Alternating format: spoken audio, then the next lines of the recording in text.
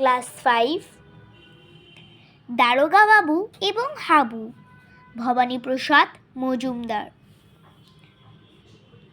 থানায় গিয়ে সেদিন ভোরে বললে কেঁদে হাবু, নালিশ আমার মনে খুব। শুনুন বড়বাবু, চারজন ভাই আমরা, একটা ঘরেই থাকি। দুঃখে আমি সারাদিন রাত ভগবানকেই ডাকি।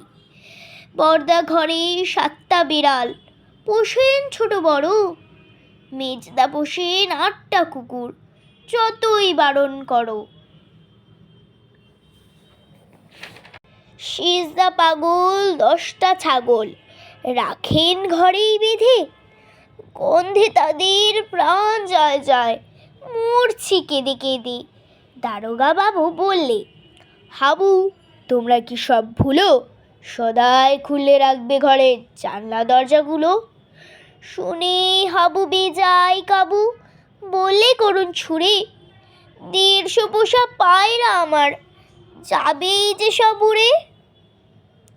ক্লাস 5 দারোগা বাবু এবং হাবু।